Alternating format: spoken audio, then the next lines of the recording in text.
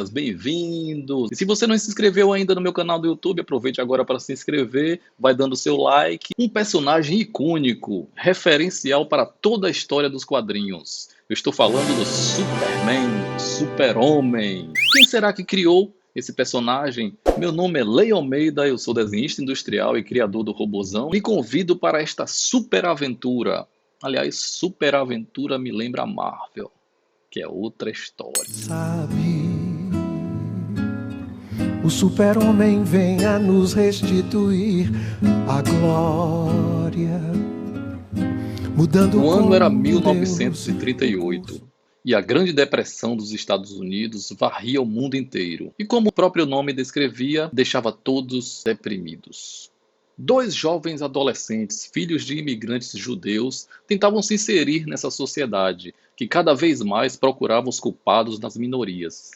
E isso é algo que vemos hoje acontecer, né, galera? No Brasil, nos Estados Unidos e alguns outros países. Nesta época não existia ainda as histórias em quadrinhos. O que havia eram histórias de 3 ou 4 quadrinhos que eram publicadas nos jornais. Mesmo assim, já existia um público consumidor ávido por este conteúdo. E entre este público estavam Jeremy Siegel e Joe Shuster, dois jovens adolescentes filhos de imigrantes judeus. Os dois eram os consumidores de revistas pulp, que eram livrinhos de aventuras com ilustrações, e eles também gostavam muito de tiras de jornais, viam tudo que era lançado na época. Eles também iam toda semana ao cinema, ver as matinês de Flash Gordon, Tarzan e os Capa-Espadas, que eram filmes de aventuras de lutas, que tinham os mosqueteiros e o Zorro como os principais. Siegel e Shuster, então jovens tímidos, começaram a produzir o próprio material. Eles imprimiam no colégio em mimeógrafo e distribuíam para as pessoas conhecidas. Inicialmente eles não fizeram sucesso com as histórias que eles criavam e não conseguiam emplacar nada. Foi então que Siegel, que era um leitor voraz de tudo que aparecia pela frente,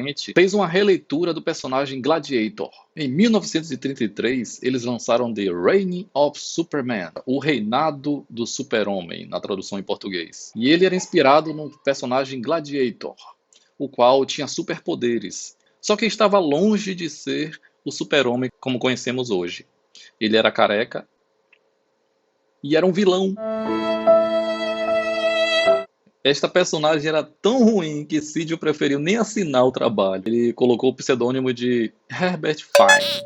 Uma curiosidade deste período é o nome Super-Homem, que Siegel tirou de uma leitura que ele fez de Assim Falou Zaratustra, um livro do filósofo Friedrich Nietzsche, e que aqui nós temos que fazer uma ressalva. E que já começamos a perceber o porquê do sucesso estrondoso desse personagem, que é justamente o contexto da época. Neste período, além de estarem todos mergulhados na Grande Depressão, também estavam vivenciando a ascensão do nazismo, o qual preconizava, ou seja, pregava, a existência de uma raça superior, uma raça de super-homens. E aquilo, ao mesmo tempo que assustava, também fascinava o público, que queria ver aquele medo todo que sentiu nas ruas convertido em fantasias, para que pudessem dormir mais tranquilos. E voltando aqui para a nossa história, apenas 50 números da revistinha, feita em mimeógrafo, science fiction, fanzine, como era conhecida na época, foram produzidas. The Reign of Superman é uma história bem simples, de fundo moral, mas que nela já continha muito da mitologia que fez o sucesso desse personagem que conquistaria o mundo. Depois de uma noite mal dormida, Siegel acorda e sai correndo para contar ao amigo Shuster a ideia que teve na noite anterior, um novo super-homem. Shuster então começou a desenhar imediatamente aquele que seria o formato icônico do primeiro super-herói das histórias em quadrinhos. Então eles criaram o S no peito, o colorido inspirado nas cores da bandeira americana, e criaram também aquele uniforme colante, que é inspirado no Flash Gordon e nos artistas de circo que eles viam. Tudo estava então perfeito, estava criado assim o Super-Homem, de uma forma muito rápida, assim como são as coisas geniais. Foi então que Siegel teve o golpe de mestre final. Ele resolveu transformar aquele novo super-homem em um ser como ele, um ser que era também imigrante, vindo não de um outro país, mas de um outro planeta. E isto refletia não só a família deles, mas também a família de muitas pessoas da época, que estavam também nas mesmas situações. E os garotos se deram conta de que eles tinham criado realmente algo importante e valioso. E eles tinham consciência disso, eles sabiam disso. Este momento assim do Eureka, eu confesso para vocês que já passei por isso, e que é maravilhoso, é uma coisa inexplicável.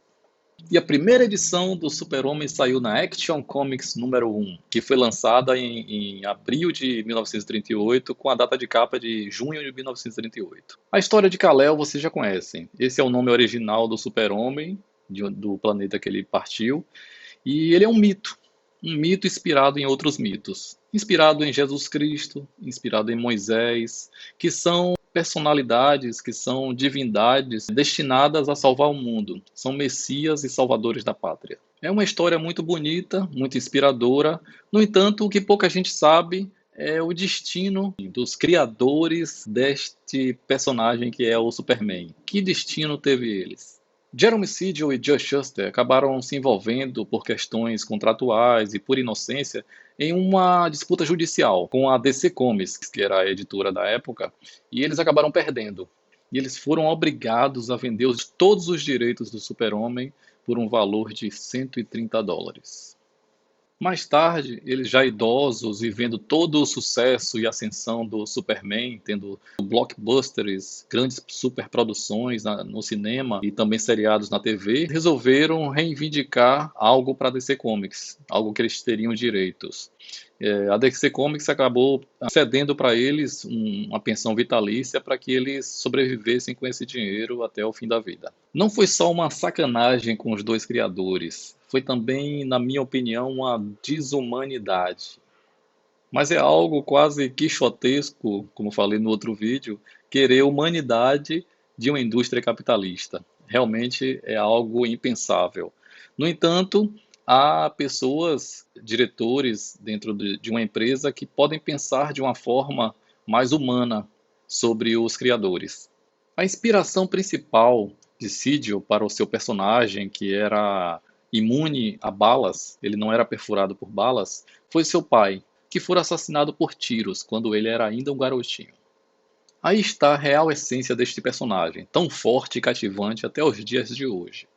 E com este exemplo do Siegel e do Shuster, nós começamos a entender também como funciona um processo realmente criativo e inovador. Logo após o surgimento do Superman, a indústria não perdeu tempo em criar novos outros personagens inspirados neste sucesso.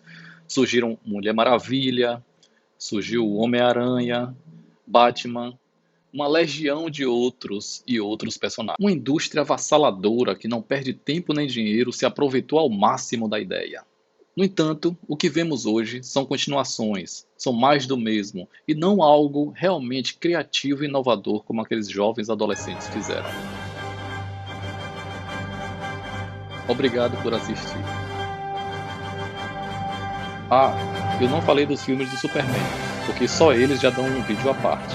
Mas eu sempre adorei as cenas finais dos filmes com Christopher Reeves, e acho que são algumas das melhores e mais empolgantes, e também emocionantes, sequências da história do cinema.